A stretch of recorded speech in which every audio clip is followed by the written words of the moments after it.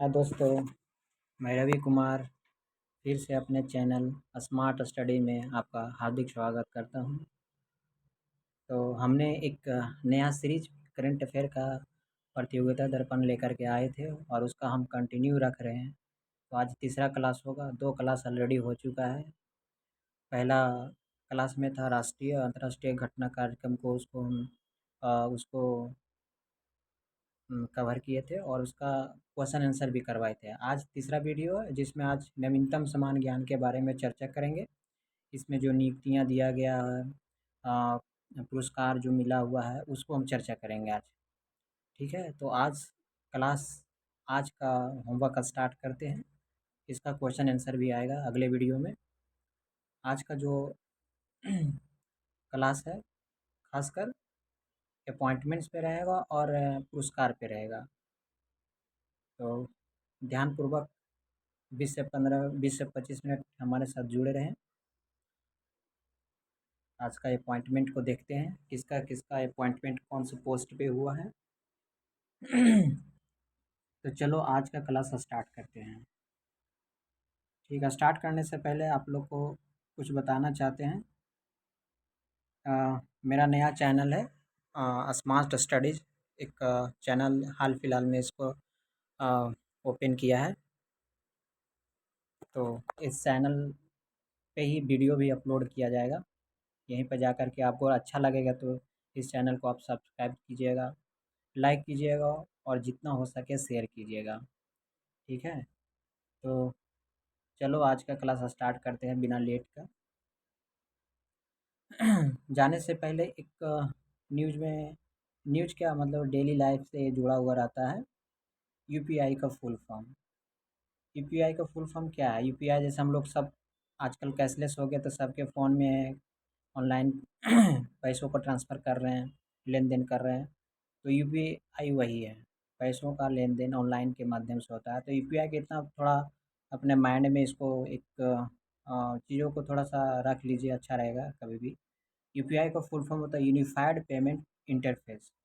बस इतना ही और इसका कुछ नहीं है।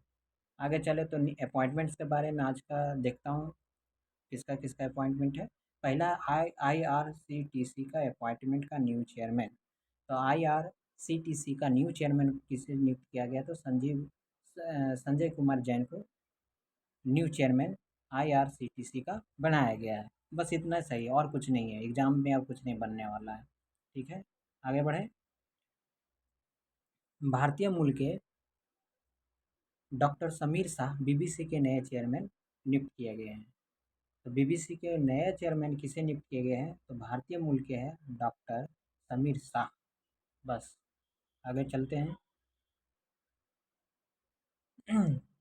उपेंद्र द्विवेदी को लेफ्टिनेंट जनरल उपेंद्र द्विवेदी को भारतीय थल सेना के उप प्रमुख नियुक्त किया गया है। किसे नियुक्त किया गया है? तो लेफ्टिनेंट जनरल उपेंद्र द्विवेदी को भारतीय थल सेना के उप प्रमुख नियुक्त किया है। ये रहा लेफ्टिनेंट जनरल उपेंद्र द्विवेदी जी, जो भारतीय थल सेना के उप प्रमुख नियुक्त किए गए हैं। अब आगे बढ़ते हैं। कर्नाटक उच्च न्यायालय में मुख्य न्यायाधीश के रूप में नियुक्त में 21 दिन बाद न्यायमूर्ति पी.एस. दिनेश कुमार सेवानिवृत्त हुए हैं। मतलब कि 21 दिन के बाद ही जो कर्नाटक हाई कोर्ट है, 21 दिन के बाद ही न्यायमूर्ति पी.एस. दिनेश कुमार को सेवानिवृत्त किया गया है। ठीक है, आगे चलते हैं। अच्छा, एक नोट में आप लोग इसको नोट कर लीजिएगा कहीं। भारत के किसी उच्च न्यायालय में सबसे कम कार्यकाल न्यायमूर्ति संजय यादव का रहा है, जो जून 2021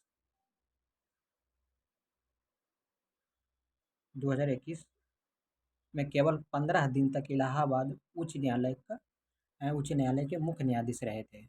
बस थोड़ा सा एक माइंड में रख लीजिएगा, एग्जाम में तो ना के बराबर चांस है क्वेश्चन। अगला नियुक्ति किसका है? अरुण भंसाली जी का है। अरुण भंसाली जी यूपी हाई कोर्ट का नए मुख्य न्यायाधीश नियुक्त किए गए हैं। अरुण भंसाली जी को। कहाँ का? उत्तर प्रदेश का। फिर आ जाते हैं, हाई कोर्ट का ही है, कहाँ का? नहीं सॉरी, हाँ मोहन श्रीवास्तव। मोहन श्रीवास्तव जो हैं मनींद्र मोहन श्रीवास्तव राजस्थान में उच्च न्यायालय के नए मुख्य न्यायाधीश नियुक्त किए गए हैं। ठीक है। फिर आगे में है उड़ीसा उच्च न्यायालय के नए मुख्य न्यायाधीश किसको किया गया है? तो चक्रधारी शरण सिंह। किसे नियुक्त किया गया है? चक्रधारी शरण सिंह को उड़ीसा हाई कोर्ट के नए मुख्य न्यायाधीश को नियुक्त किया गया है। किसको? चक्रधारी शरण सिंह को। राजस्थान को किसको किया गया है दोस्त? तो राजस्थान का किया गया है मोहन श्रीवास्तव, मनिंद्र मोहन श्रीवास्तव, राजस्थान हाई कोर्ट का। ठीक है। उत्तर प्रदेश हाई कोर्ट का किसे किया गया था? अरुण भंसाली को मुख्य न्यायाधीश नियुक्त किया गया है। ठीक है। और कर्नाटक का जो डॉक्टर पी एस सॉरी न्यायमूर्ति पी एस दिनेश कुमार जो 21 दिन के बाद में वो इस्तीफा अपना दे दिए। और भारतीय मूल के डॉक्टर समीर शाही को बीबीसी का नए चेयरमैन नियुक्त किए गए। ठीक है। उसी टाइप से आईआरसीटीसी का नए चेयरमैन किसे नियुक्त किए हैं? संजय कुमार जैन जी को। अब आगे बढ़ते हैं। फिर है उत्तराखंड। उत्तराखंड उच्च न्यायालय के नए न्यायाधीश किसे नियुक्त किया गया है? तो रितु बाहरी को। किसे किया गया है दोस्त? तो रितु बाहरी को किया गया है। ठीक है। सबसे इम्पोर्टेंट, ज्ञानपीठ पुरस्कार, 58वां ज्ञानपीठ पुरस्कार 2023 के लिए दो व्यक्ति को संयुक्त रूप से दिया गया है दोस्त। किसे किसे? एक तो जगत गुरु स्वामी रामभद्राचार्य को और दूसरा गीतकार गुलजार, जिसका संपूर्ण नाम है संपूर्ण सिंह कालरा। इनका पूरा नाम क्या है? संपूर्ण सिंह कालरा, याद रखिएगा। तो ज्ञानपीठ पुरस्कार हर एग्जाम में पूछता है, हर एग्जाम में क्वेश्चन आता है, आने वाले एग्जाम में भी आएगा।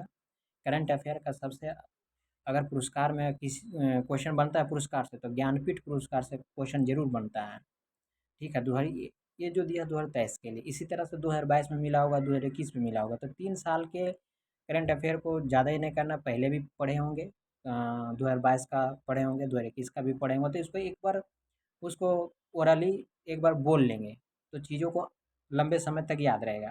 लेकिन इनको याद रखने की ज़्यादा ज़रूरत भी नहीं है, एक बार दो बार देखने से ही इसे याद हो जाता है। हाल फिलहाल में ऐसे भी जब से अयोध्या मंदिर का निर्माण हो रहा था उस समय से बहुत चर्चे में रहे जगत गुरु स्वामी रामभद्राचार्य जी। तो इनको और एक गीतकार गुलजारी नहीं गुलजार, जिनका फुल नाम है संपूर्ण सिंह कालरा को संयुक्त रूप से 58वां ज्ञानपीठ पुरस्कार दिया गया है। ठीक है। अब आगे में थोड़ा सा इसका स्टैटिक्स देख लेते हैं कि ज्ञानपीठ पुरस्कार जो है कितने भाषाओं में दिया जाता है। तो ये भारतीय संविधान के 8वीं अनुसूची में 22 भाषाओं में से किसी भी भाषा योगदान के लिए पुरस्कार दिया जाता है। अच्छा, 2018 का जो यह पुरस्कार अंग्रेजी भाषा के लिए अमिताभ घोष को दिया जा चुका है। ठीक है।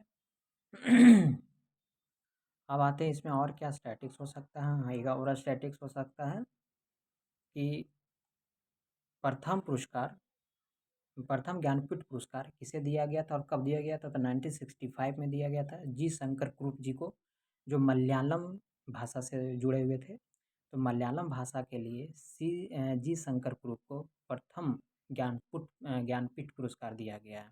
दूसरा, इससे क्वेश्चन बनता हमेशा बनता है 1968 में सुमित्रानंद 1968 में सुमित्रानंद पंत, देख रहे होंगे यहाँ पे, एक सेकेंड,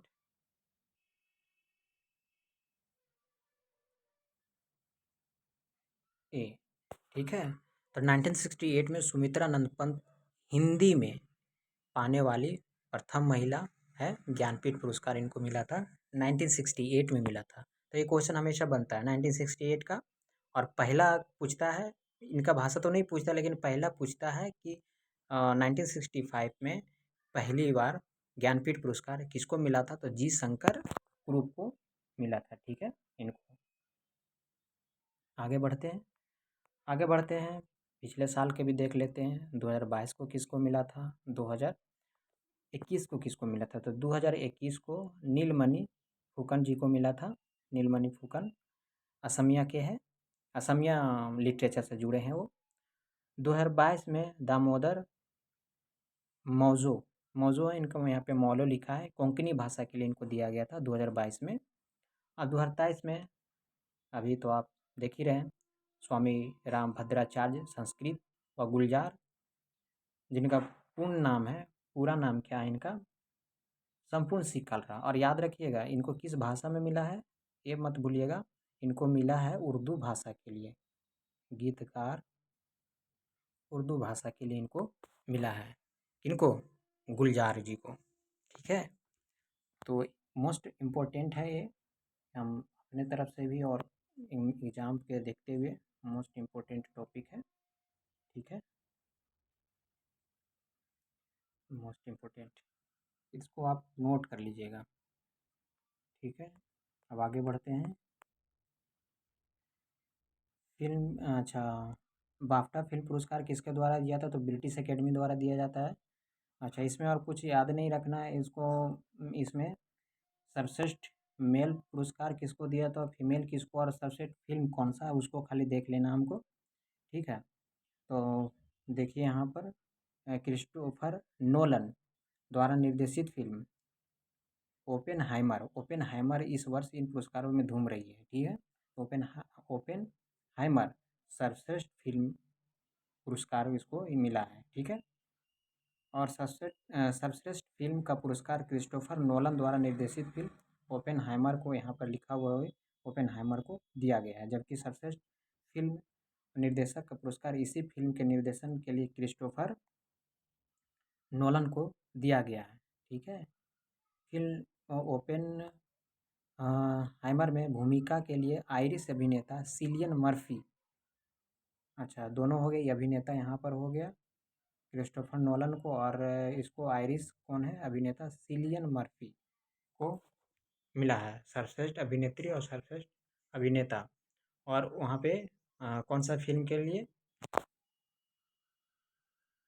सर्वश्रेष्ठ फिल्म पुरस्कार, फिल्म के लिए किसको दिया? ओपेनहाइमर को दिया गया। बस इतना ही इसको कर, और कुछ नहीं। और आगे बढ़ते हैं। ये सब इतना, ये सब कुछ नहीं पढ़ना है, इससे क्वेश्चन नहीं आएगा कभी। आएगा तो इसी सर्वश्रेष्ठ फिल्म कौन सा वो आएगा, और ये आ सकता है एक्टर हो सकता है या फिर एक्ट्रेस हो सकती है, और बाकी नहीं, ये सब क्वेश्चन नहीं आता है। आगे बढ़ते हैं।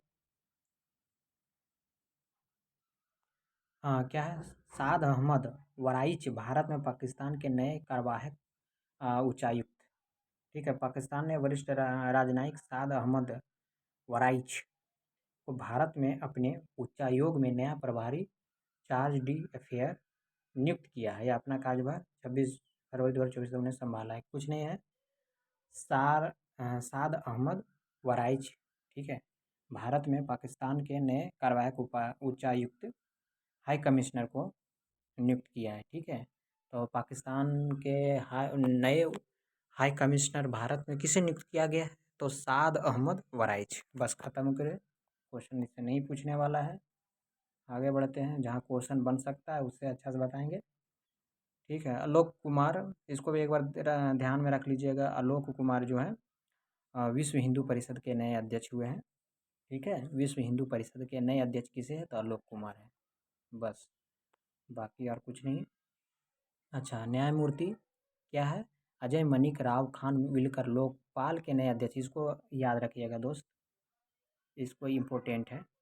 ठीक है, विलकर लोकपाल है ना, कौन पूरा नाम इनका नाम है? न्यायमूर्ति अजय मानिक राव खान विलकर, लोकपाल के नए अध्यक्ष। लोकपाल के नए अध्यक्ष किसे नियुक्त किया गया है?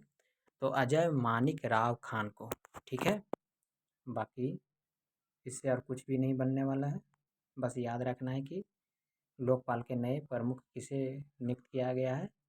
तो किसे किया गया है? अजय मानिक राव। ठीक है, इसके पहले कौन थे? ठीक है, इसके पहले पिनाकी चंद्र घोष थे। पढ़े भी होंगे, याद भी होंगे कि नए लोकपाल के अध्यक्ष किसे नियुक्त किया गया था?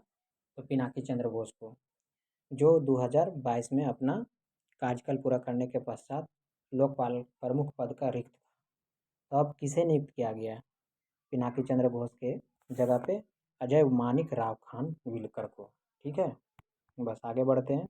निधन निधन के बारे में आपसे क्वेश्चन नहीं पूछेगा, इसीलिए निधन को उतना नहीं कंसीडर करेंगे। निधन से क्वेश्चन ही नहीं पूछेगा। निधन में अगर कोई इंपॉर्टेंट है तो उसको चर्चा कर लेंगे। निधन में ऐसा कुछ है भी नहीं।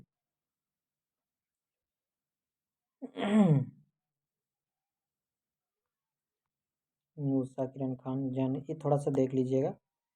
जैन मुनि आचार्य विद्यासागर जैन समाज के वर्तमान समय के वर्धमान कहे जाने वाले संत आचार्य विद्यासागर। ठीक है, तो जैन मुनि आचार्य विद्यासागर एक देख लीजिएगा, इनका भी मृत्यु हो गया हाल फिलहाल में।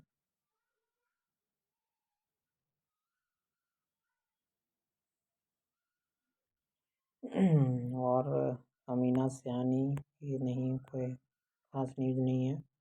मनोहर जोशी एक बार देख लीजिएगा, पॉलिटिशियन थे जो महाराष्ट्र के पूर्व मुख्यमंत्री व लोकसभा के पूर्व अध्यक्ष भी रह चुके हैं।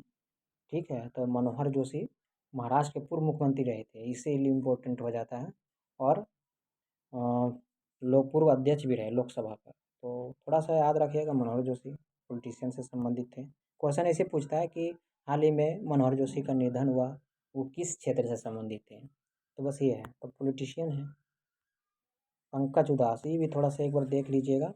ठीक है, पंकज उदास क्या है, जाने माने गज़ल गायक था। ये क्या था, तो ये संगीत क्षेत्र से जुड़ा हुआ था। ठीक है, तो इतना याद रखिएगा, पंकज उदास संगीत क्षेत्र, बाकी और कुछ उतना याद रखने का चीज़ नहीं है।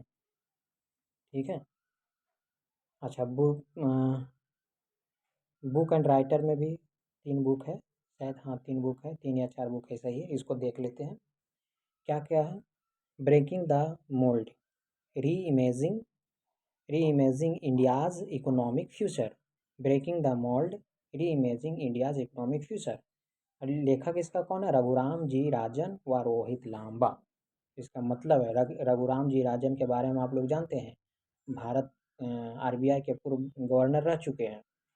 तो ऐसे भी इसको कनेक्ट कर लीजिए। खुद इकोनॉमिस्ट थे रघुराम जी राजन, तो इकोनॉमिस्ट थे, इसीलिए इकोनॉमिस्ट री इमेजिंग इंडिया इकोनॉमिक्स फ्यूचर लिखे होंगे। तो याद रखिएगा थोड़ा सा, रघुराम जी राजन व रोहित लांबा, दोनों आर से है। ठीक है, फिर दूसरा बुक है 11 रूल्स फॉर लाइफ। अच्छा, चेतन भगत जी लेखक है, इनका कौन लेखक है? चेतन भगत जी है। आपको याद होगा half girlfriend, two states, Chetan Bhagat के हाफ गर्लफ्रेंड। तो ये मतलब कि जो बहुत सारी ऐसा मूवी है जो चेतन भगत जी का ही बुक पे लिखा हुआ। तो नंबर से जितना बुक स्टार्ट लिखा हुआ मैक्सिमम इन्हीं का नंबर है। Half girlfriend, two states, 11 rules for life, तो चेतन भगत का बुक है। ठीक है, फिर नेक्स्ट बुक क्या है? 14 डेज। 14 डेज किसका लिखा हुआ? तो मार्गरेट एटवुड का लिखा हुआ। ठीक है, लग रहा है कि कोई फॉरेनर राइटर है, तो ध्यान रखिएगा। 14 डेज किसका लिखा हुआ बुक है? तो मार्गरेट एटवुड का लिखा हुआ। आगे बढ़े। आगे में क्यों, keep your friends close, that means अपने दोस्तों को क्लोज में रखो। ये किसने लिखा है? लिह कोनेन ने लिखा है, लिह कोनेन में लिखा है। ठीक है, कीप योर फ्रेंड क्लोज। ठीक है, तो 4 बुक हो गया, याद रखिएगा इसको। थोड़ा सा डेज को देख लेते हैं, कौन कौन इम्पोर्टेंट डेज है। अच्छा, ये थोड़ा सा देख लीजिएगा। वर्ष 2024 में भारतीय नौसेना द्वारा नौसेना नागरिकों का वर्ष घोषित हुआ था, ईयर ऑफ नवल सिविलियन। किसके द्वारा घोषित किया गया? तो भारतीय नौसेना द्वारा। ठीक है, year of near Naval civilian declared by Indian navy. ठीक है, बस इतना याद रखना है। डेज में देख लेते हैं कौन कौन, जो जो इम्पोर्टेंट है उसको हम टिक कर देते हैं, देख लीजिएगा आप। हाँ, वर्ल्ड वेटलैंड्स डे 2 फरवरी को वर्ल्ड वेटलैंड डे मनाया जाता है, और 4 फरवरी को ही वर्ल्ड कैंसर डे माना जाता है। तो 2 फरवरी को वर्ल्ड वेटलैंड्स डे, 4 फरवरी को विश्व कैंसर दिवस। ये सब क्वेश्चन बन चुका है और क्वेश्चन बनेगा आने वाला समय में। 10 फरवरी को वर्ल्ड पल्सेस डे। ठीक है, और कौन सा है जो इम्पोर्टेंट एग्ज़ाम के, ठीक है। हाँ, एक 13 फरवरी जो होता है, 13 फरवरी विश्व रेडियो दिवस, इससे भी क्वेश्चन आ चुका है एग्ज़ाम में, ठीक है। 14 फरवरी वो उतना इम्पोर्टेंट भी नहीं है। संयुक्त राष्ट्र सामाजिक न्याय दिवस नहीं है, अब इधर नहीं है। हाँ, एक ये है 21 फरवरी। 21 फरवरी को अंतर्राष्ट्रीय मातृभाषा दिवस, बांग्लादेश के भाषा आंदोलन दिवस के 21 फरवरी को अंतर्राष्ट्रीय मातृ दिवस के रूप में स्वीकृति यूनेस्को द्वारा 17 नवंबर 1990 को प्रदान किया, ठीक है। तो 21 फरवरी को अंतर्राष्ट्रीय मातृभाषा दिवस मनाया जाता है, ठीक है। और एक 28 फरवरी इम्पोर्टेंट है, हर एग्ज़ाम में बनता है, हमेशा बनेगा भी। तो 28 फरवरी को राष्ट्रीय विज्ञान दिवस मनाया जाता है। अब आते हैं महोत्सव फेस्टिवल पे। आदि महोत्सव 2024। आदि महोत्सव को हम जिसको राष्ट्रीय जनजाति महोत्सव भी कहते हैं, राष्ट्रीय जनजाति महोत्सव 2024 इसे कहाँ मनाया गया? तो नई दिल्ली के मेजर ध्यानचंद नेशनल स्टेडियम में मनाया गया। बस इतना याद रखना, ज़्यादा कुछ नहीं। राष्ट्रीय जनजाति महोत्सव या आदि महोत्सव 2024 को हाल ही में मनाया गया। तो कहाँ मनाया गया? तो नई दिल्ली के मेजर ध्यानचंद स्टेडियम में मनाया गया। बस इतना ही सा। अच्छा, ये थोड़ा सा याद रखिएगा। 10 फरवरी के महोत्सव में राष्ट्रपति जी की उपस्थिति में ही जनजातीय कार्य मंत्री, कौन है अभी जनजातीय कार्य मंत्री? श्री अर्जुन मुंडा ने अनुसूचित जनजातियों के लिए, एसटी के लिए उद्यम पूंजी निधि, venture capital fund for scheduled tribes VSF ST शुरुआत भी की। थोड़ा सा इस पर फोकस कर लीजिएगा, ठीक है। विविध में क्या है? मिसलेनियस में भारत मोबिलिटी ग्लोबल एक्सपो, एक बार देख लीजिएगा, भारत मोबिलिटी ग्लोबल एक्सपो। इसको कुछ नहीं, बस कहाँ आयोजन किया गया था? तो नई दिल्ली में। भारत मोबिलिटी ग्लोबल एक्सपो 2024 कहाँ आयोजन किया गया? तो नई दिल्ली में किया गया, जिसमें से 800 से अधिक कंपनियों ने अपने उत्पादों का प्रदर्शन यहाँ नई दिल्ली में प्रदर्शनी में भाग लिया था, ठीक है।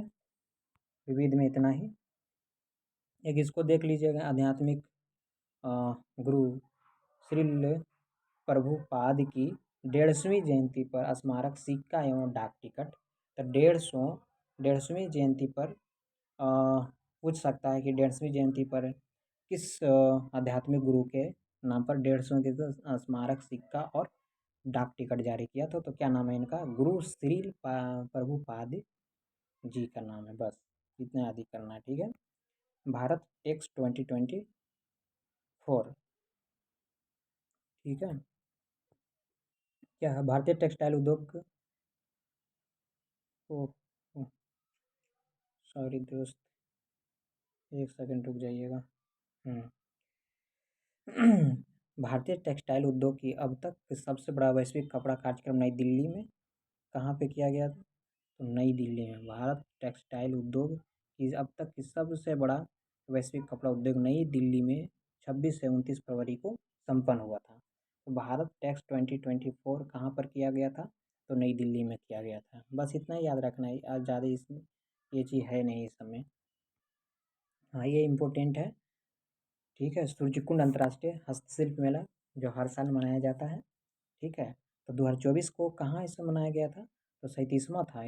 कैमन नंबर का? तो 37वां सूर्यकुंड अंतर्राष्ट्रीय हस्तशिल्प मेला हरियाणा के फरीदाबाद में इसे मनाया गया, ठीक है। ठीक है, तो बस इतना याद रखना कि जो इस बार अंतर्राष्ट्रीय हस्तशिल्प मेला था, इसका पूरा नाम है सूर्यकुंड अंतर्राष्ट्रीय हस्तशिल्प मेला। कहाँ मनाया गया? तो हरियाणा में मनाया गया। हरियाणा में कौन सा जिला में? तो फरीदाबाद में। अच्छा, इससे दो क्वेश्चन और बनता है।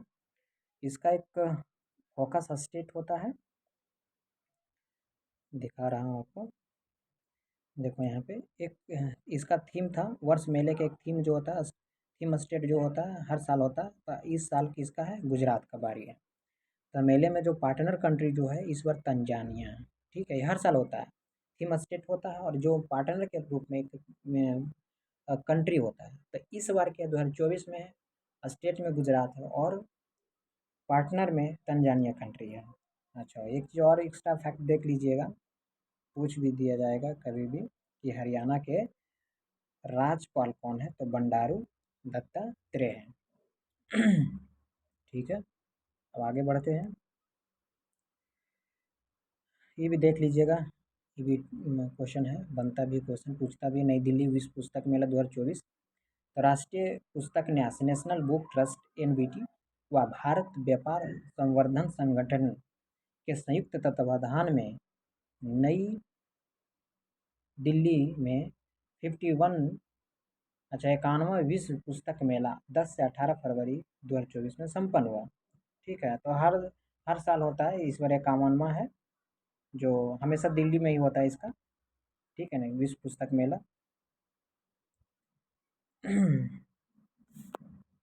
अब आते हैं अगला, क्या है ये, 5 वर्ष के अंतराल के पश्चात भारतीय वायुसेना का युद्ध अभ्यास वायु शक्ति 2024। अच्छा, वायु शक्ति एक युद्ध अभ्यास है, भारत का युद्ध अभ्यास है। ऐसे कहाँ किया गया था? इसे राजस्थान के जैसलमेर जिला में किया गया था।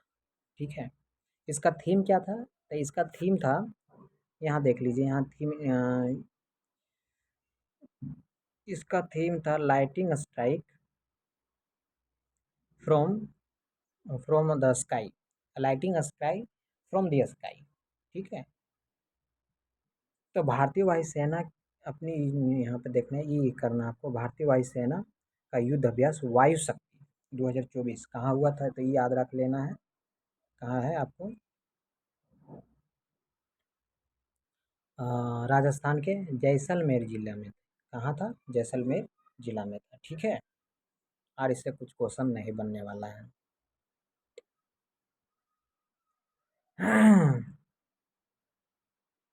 हाँ, एक फिर आ जाता है, भारतीय नौसेना का सबसे बड़ा युद्ध अभ्यास मिलन।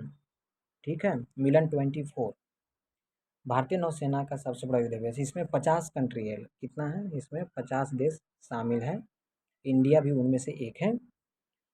और मिलन 24 कहाँ पर इसका युद्ध अभ्यास कहाँ किया गया था? तो आंध्र प्रदेश के विशाखापट्टनम के विशाखापट्टनम शहर में किया गया था। तो इससे 2-3 फैक्ट बनेगा कि मिलन 24 में कितने कंट्री है, तो 50 कंट्री है। मिलन 24 युद्ध अभ्यास कहाँ पर किया गया? तो आंध्र प्रदेश के विशाखापट्टनम में किया गया था। ठीक है, बस खत्म है, इससे और कुछ क्वेश्चन बनने वाला नहीं है। ठीक है, अब आते हैं धर्म गार्जियन। ये भी एक सैन्य अभ्यास है, दो देश के बीच है। दो देश कौन? एक अपना देश है और एक जापान है। तो भारत और जापान के बीच में धर्म गार्जियन सैन्य अभ्यास है, सैन्य दोनों का एक संयुक्त अभ्यास है, सैन्य संयुक्त अभ्यास है। ठीक है, तो इस बार धर्म गार्जियन संयुक्त अभ्यास कहाँ किया गया? बस उसको याद रखना, जगह को याद रखना। ये भी राजस्थान में ही किया गया है। ठीक है, कैमा संस्करण था? तो 5वां संस्करण था। तो 5वां संस्करण कहाँ पर? राजस्थान में। धर्म गार्जियन किन दो बीचों का युद्ध है? तो भारत और संयुक्त अभ्यास है, तो भारत और जापान। अब आगे बढ़ते हैं, most important question of the day. ठीक है। इससे आप लोग रट लीजिए, आप जैसे रटिए, इससे क्वेश्चन आना फिक्स है एग्ज़ाम में, फिक्स अभी से ही कर लीजिए, आने वाला जितना भी एग्ज़ाम में है फिक्स कर लीजिए। इस बार 2024 में प्रधानमंत्री 5 लोगों को भारत रत्न देने की घोषणा कर रखे हैं। और 5 लोग में कौन कौन है, आपको आइए चर्चा करते हैं हम लोग मिलके, आप भी देखिए। पहला है कर्पूरी ठाकुर। ठीक है, दूसरा है लाल कृष्ण आडवाणी जी, तीसरा है चौधरी चरण सिंह, चौथा है पीवी नरसिम्हा राव जी, और पांचवा है एम एस स्वामीनाथन। ठीक है, इन लोग का फील्ड भी अपना अपना सबका फील्ड है। अच्छा, बिहार के ये कर्पूरी ठाकुर जी बिहार के पूर्व मुख्यमंत्री रह चुके हैं। ठीक है, और देश के पूर्व उप प्रधानमंत्री भी रह चुके हैं लाल कृष्ण आडवाणी, जो बीजेपी के वरिष्ठ नेता रह चुके हैं, इनको मिलने वाले हैं। और पूर्व के प्रधानमंत्री कौन कौन है? एक चौधरी चरण सिंह हैं और एक नरसिम्हा राव जी हैं।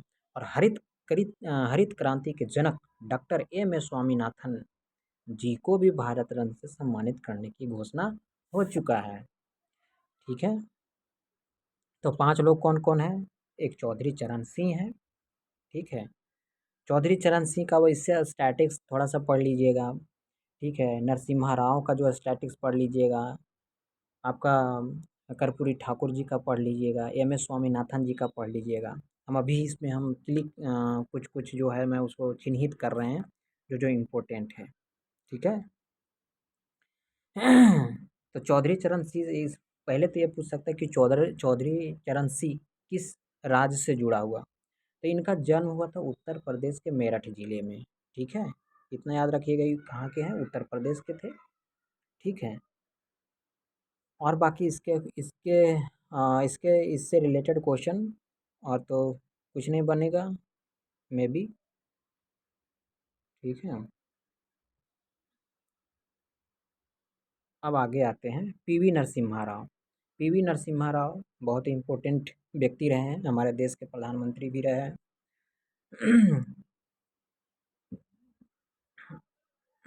पीवी नरसिम्हा राव ये आंध्र प्रदेश के नेता, कांग्रेसी नेता श्री नरसिम्हा राव के दौरान आंध्र प्रदेश विधानसभा के सदस्य रहे। अच्छा, कांग्रेस के नेता थे, आंध्र प्रदेश के थे, पीवी नरसिम्हा राव थे, ठीक है।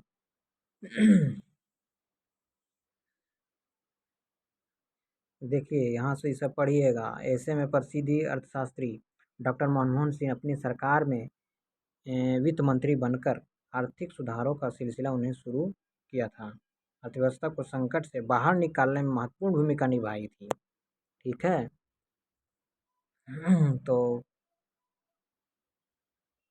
इनको भी नाम याद रखिएगा, पीवी नरसिम्हा राव, ठीक है। और कौन है? चौधरी चरण सिंह हो गया, तो 2 आदमी हो गए। तीसरा है एम एस स्वामीनाथन जी, इनको तो बहुत इनका तो हर एग्जाम में ऐसे भी इनका हरित क्रांति के जनक किसे कहा जाता है क्वेश्चन हमेशा बनता ही था। अब तो इनका क्वेश्चन और ही बनेगा। ऐसे क्वेश्चन सिर्फ अब भारत रत्न मिला तभी नहीं, इनका पहले भी पूछा जाता था और क्वेश्चन अब तो ये भी बनने लगेगा इसका क्वेश्चन कि 1967 में इसको पद्म श्री से सम्मानित किया गया था। पूछ सकता है कि डॉक्टर एम एस स्वामीनाथन को पद्म श्री कब नवाजा गया? तो 1967 में। 1972 में पद्म भूषण किया गया, 1989 में पद्म विभूषण किया गया। तो याद रखिएगा डेट, एक तो ये याद रखिएगा, 1966, 1972 और 1989, ठीक है। तो 1967 में पद्मश्री मिला है, फिर 5 साल बाद उसको पद्म भूषण मिला, फिर 17 साल बाद 1989 में पद्म विभूषण मिला है, ठीक है। और इनको 1971 में ये भी याद रखिएगा, कितना इम्पोर्टेंट है इनका तो सोच लो, ठीक है। देखो यहाँ पे हम इसको घेर दिए हैं। 1971 में रेमन मैग्सेसे पुरस्कार तथा 1987 में विश्व खाद्य पुरस्कार उन्हें प्रदान किया गया था। और हाल फिलहाल में 2023 में 98 वर्ष की आयु में उनके निधन भी हो चुका है। तो मेरे हिसाब से डॉक्टर एम एस स्वामीनाथन जी का ये बहुत इससे बहुत क्वेश्चन बनने वाला है इस बार आने वाला एग्जाम में, ठीक है। एक तो हरित क्रांति का जनक है ये भारत के लिए। दूसरी में इनको 67 में पद्मश्री मिला था, 1972 में पद्म भूषण मिले था और 1989 में पद्म विभूषण मिले था। और साथ ही साथ 1971 में रेमन मैग्सेसे पुरस्कार से भी नवाजा गया है। 1987 में विश्व खाद्य पुरस्कार से भी इनको नवाजा गया है। तो ये बहुत ही इम्पोर्टेंट है मेरे नज़र में, इनको आप ध्यान रखिएगा। आगे बढ़ते हैं।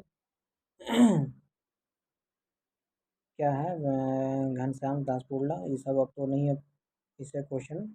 हाँ, के ये पूछता है कि के बिरला फाउंडेशन के द्वारा कौन सा पुरस्कार दिया जाता है, ये सब वगैरह, ठीक है। बाकी खेल कूद अगले क्लास में कराएंगे, लेकिन ये 5 शख्स को आप याद रखिएगा, इससे हमें क्वेश्चन आने वाला है और लिख के रखिएगा, हमेशा आएगा। कर्पूरी ठाकुर हो गया, लाल कृष्ण आडवाणी जी हो गए, चौधरी चरण सिंह हो गया, पीवी नरसिम्हा राव हो गया और हरित क्रांति के जनक डॉक्टर एम एस स्वामीनाथन जी हो गए हैं। तो ये 5 लोगों को इस बार 2024 में भारत रत्न देने के लिए हमारी सरकार घोषणा कर रखी है, ठीक है। तो आज का क्लास इतना ही दोस्त। अगला क्लास इससे रिलेटेड जितना भी क्वेश्चन बनेगा हम वो क्वेश्चन लेकर के आएंगे। तो अगर आपको ये वीडियो अच्छा लगा है तो मेरे चैनल को सब्सक्राइब करें, चैनल को शेयर करें और जितना हो सके लाइक करें। और आपसे हम कुछ भी नहीं मांगते हैं, बस अच्छा लगे तो लाइक ज़रूर कीजिएगा दोस्त, बस। तो आज का क्लास इतना ही।